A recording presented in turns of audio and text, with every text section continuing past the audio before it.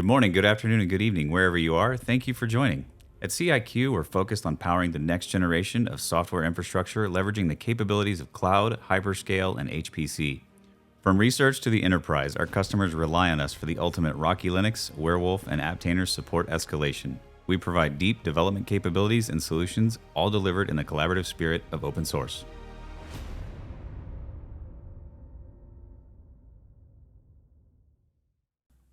Hey guys, we're going to be talking about SC24. That is Supercomputing 2024 happening in Atlanta, Georgia. We are so excited. Okay, wait, Greg, That's what me. number SC is this for you?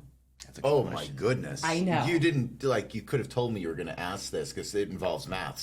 There is math involved pretty here. complicated math, It's too. more than I know. one, Yeah. but maybe less than So 50. my first one was 2001, and don't ask me where it was. I'm blanking out. And I've missed, I think, 3 Total in your life? Or, I mean, total since then, since 2001. Those are just the ones in COVID, right? Oh, no, I missed. There was only one supercomputing that was closed down during COVID. Okay. Oh, wait, no. No, there was 1.5. One and a half. Okay. Because it wasn't really back that first year when it came back. Oh, okay. Yeah, there was just... So 2001, there wasn't really much to do. Right. Not many people showed.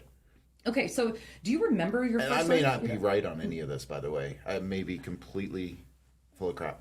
Somebody will correct it. Somebody Don't will worry. correct it. Just write it in the comments Yeah, and say, somebody will Greg fix it. is wrong. I get it all the time. It's cool. You just weren't invited to a few. Maybe that was it. Yeah, the whole party happened without me. Yes. They kept the whole thing a secret because they thought Greg might show. That's right. So what was it like? What's the difference between kind of your expectations of some of the first SCs that you went to years ago? Are you asking me? Yes, Greg Kurtzer, I am asking you. Let's see. Supercomputing has changed in terms of concept.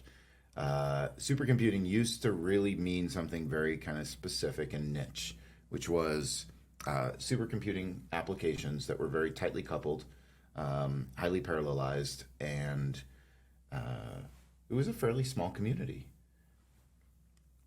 Since then, we've widened the definition of high performance computing, in a matter of speaking, so it involves a lot more now. Now it's basically anything that puts at least one core at 100% for a minute or two is pretty much high performance computing. It's pretty much everything, is what I'm saying. And but now it's also starting to include enterprise driven workloads. So things like AI, ML, compute and data driven analytics, etc. Yeah, which is really exciting because that kind of goes into what it is that CIQ is bringing to the table at this SC. And some of the things that we have that we've been working on, that we're going to be demoing and bringing into the public eye. So maybe you want to talk a little bit about that, about how the traditional HPC world and the traditional enterprise world, how there's kind of been a merging there, and how you see CIQ leading that. There's since enterprises started looking at performance intensive computing, really started around data. You can think of it as there's Circle for HPC, Circle for enterprise performance computing, and there's starting to become an overlap, and it's a Venn diagram, and these things are continuously kind of superimposing on top of each other. So the workloads for a long time, they were actually fairly separate. Like there was not a lot of similarity. Right. There was not a lot of use cases that can go between multiple different architectures. Now what we're seeing is the architectures are starting to align. And that was the impetus of us creating this whole idea of this next generation of high performance computing. And HPC 2.0 was born with the advent of fuzzball. Yep. And we started working on fuzzball well over 4 years ago now. And it's taken us a little while because it's a really big job. Yes, it is. And we do have a number of sites and users that have been using fuzzball. We started with that about 2 years ago, and we've been slowly kind of releasing it out with strategic partners and customers who feel as though that there's good overlap with what they're doing in Fuzzball.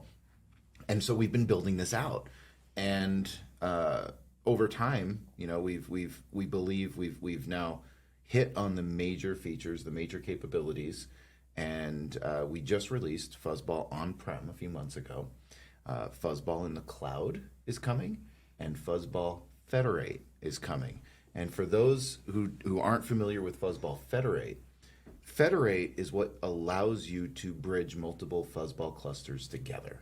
And it gives you the ability to say, I can have a Fuzzball cluster in Data Center 1, in Data Center 2, in Data Center 3. There could be geographically separated, but you can also now start having Fuzzball clusters in the clouds, Right. in different availability zones in the clouds. And it gives a lot of possibility in terms of where jobs need to run, and it makes those decisions based on resource and architecture availability, cost, where's it cheapest to run, and where does it make the most sense to run, and also data locality, data mobility, data gravity, and data security policies will dictate or influence the decision on where jobs should run. So now all of a sudden, users don't have to think about what clusters are they running on, where does that exist, where is their data. Fuzzball is going to figure all that out for you. It's going to find the GPUs. It's going to find your data. It's going to figure out what makes the most sense from a cost perspective. Where should it run? So we are debuting this at Supercomputing, and we are going to be releasing it then for general use early next year. Yeah. I think one of the things you didn't really touch on is the ease of use for the actual end user and what that really looks like, because now it's not necessarily an easy thing to get up to speed to learn how to use HPC. Fuzzball's going to fix that, right? Fix it. So Dangerous word. there's been a lot of requests that we have heard, a lot of complaints from people who have been doing scientific computing and leveraging scientific computing on a daily basis, but don't have, let me say it differently. They all require, so scientists, PhDs, experts in their scientific domain, are also experts in Linux. They're experts in HPC. They're experts in file systems and resource managers, schedulers, profiling, compilers, optimization, debugging, and that's not really a good use of somebody who is like a domain expert in a particular subject. It's not really the best use of their time. So one of the things that we were asked is, how do we lower the barrier of entry for high performance computing, and how do we make it such that anybody can use these things in a way that is optimal, is fast, and we're not taking shortcuts in such a way that causes systems to not run in a performant manner. So we've been thinking about this a lot. It started again, kind of we're talking about the regeneration or recreation of high performance computing, and it really started around the architecture. The architecture is a 30-year-old architecture. The Beowulf model? The Beowulf architecture. It's been a fantastic architecture for getting science done, being extraordinarily impactful, but it's 30 years old. We've got a lot of newer applications that run kind of differently. And how are we going to meet the needs of those applications? But then when you look at it from a user perspective, well, users have been having to use the same interfaces for 30 plus years now. How do we start optimizing those interfaces? How do we start optimizing the usage model, even more than the interfaces, but just the whole, the journey of an HPC user? And how do we change that whole situation in a way that makes more sense for these people that are running these sorts of resources? So Fuzzball makes this super easy. We've got graphical environments, we've got APIs, we've got command line environments, we've got workflows. We're going to be able to templatize those workflows here very shortly, possibly even shortly after supercomputing. And even if you don't templatize them, like I can give you a workflow that runs on my system and hand it over to you, and you can run it on your system. And as long as you have access to the containers and the data and any other kind of dependencies to that, like the secrets and whatnot for my system and my access credentials are maintained within a secret system, not the system, I can't talk about it. It's a system to maintain secrets. You can now go and run those with your secrets without changing anything in the workflow. I think that's huge. Yeah. I mean, being able to just pass workflows back and forth. And we've seen, I mean, Jonathan's talked about that several times. How cool it was the first time he was able to take somebody else's workload or workflow and run it. Well, and that was even debugging. One person was saying, "Oh, having a problem running this workflow." Send it over to another employee. Another employee is like, "Okay, well, let me. I'm replicating the exact same error. Fixed it, sent it back, and now both are running, and they're running on different systems. It's really cool. That is really cool. Yeah. I can see. I mean, especially just in repeatability and predictability, it's huge. Well, I mean, that brings up a whole nother point, which is like a traditional Beowulf. My previous team, Gary on my previous team, who I think we all know in the webinar series, he used to describe every single one of these Beowulf clusters that we built as serial number one, because every single one is built subtly different. They can be very similar. Mm-hmm.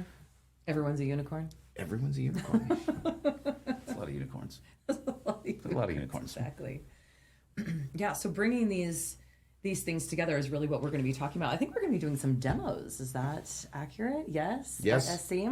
Yep. Very exciting. And presentations. We're gonna have an introduction to Fuzzball. We're gonna have Fuzzball and AI. Yep. And we're gonna have Fuzzball Federates, and we're gonna be running these presentations, these workshops every day at Supercomputing. And our booth is amazing, by the way.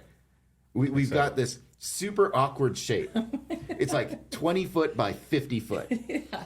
And so we've actually the team has figured out how to use all that space in a really smart way. Yeah. And we even have a meeting space in our booth. So anybody wants to talk to us, like, let us know. Yeah, yeah. So we're going to be actually at booth 4131. Easy to remember, I believe. So I'm glad you knew that. It's amazing. I looked yesterday and I already forgot. I already forgot. So booth 4131, definitely want you to stop by. And if you have questions and you want maybe just a little bit more clarity, or to look at what the schedule is, because it's not just Fuzzball that we're going to be talking about and demoing at SC. We are like, we're a Renaissance company, right? Where there's many different things that we are really good at. So what are some of the other things that we're going to be presenting and demoing and talking to our customers about? Well, as soon as you said that, my mind went to the Renaissance Fair. We are that's not dressing too. up. We're not doing that. We're not dressing up. Well, I mean, you might not be dressing up. Are you dressing up? I might be dressing up. It might be. Bum, bum, ba-dum, bum, bum. Oh, wow. Okay, it is be. me. Hold on. May I? Oh, You gotta that's get the right. full Sorry. experience. Yes. So There you go. If you want one of these hats too, show up at SC24 in Atlanta, booth 4131. No karaoke there. Okay. Oh my gosh, we totally did karaoke last night. It was so much fun. You guys, we have a good time. A lot of this is very serious, right? I mean, this is our work. This is our life. This is our passion. That's a serious problem. What's a problem? It's a serious problem. It's a serious. To be so serious. Oh, don't be so serious. But there is a lot of seriousness in what it is that we do, because we are providing, services and products that allow people to do their love and their passion. I mean, that's one of the coolest things about all the customers that we get to see at events like this, is all the cool stuff that they're so passionate about. You can't take me seriously with this hat, can you? I'm trying to be serious, people. But we also have to have fun. We are also having a good time. So we definitely want to see you there. We're going to be having a good time. And so again, what are some of the other things that we're going to be presenting and showing and demoing and talking to our customers about at SCM? So we've done a lot in high performance computing. It's really where we cut our teeth as a company. So thank you. So we also support Rocky Linux, of course. So if anybody needs anything with Rocky Linux, we have optimized versions of Rocky Linux that you can get that include updated kernel, upstream kernel, to be clear, and other optimizations. We have Werewolf, if you've been doing high performance computing as a system administrator for any amount of time, Yeah. you're familiar with Werewolf. Werewolf has been a provisioning system since 2001. As a matter of fact, that's why I went to my first supercomputing. There you go. Now That's why I know the date. Of course, Aptainer, formerly Singularity, Yep. major container system in the entire high performance computing industry. Yep. So we're going to be doing a lot of fun stuff over there. Oh, of course, Ascender. Ascender. Ascender is That's one how of the we're new ones, too. pulling everything together in from a systems perspective in terms of automation. Yep. And we have partners coming by too. They have partner presentations in the booth on how they're using our stuff. We got a lot of cool stuff happening. awesome. Yes. Yeah. We are. It's very exciting. Can we talk about any of that? I mean, I think so because it's on the calendar, right? It's on think the so. schedule. Yeah. So specifically, AMD is going to be doing a presentation where they're going to be talking about some of the stuff that they use, specifically Werewolf and Aptainer in the AI space.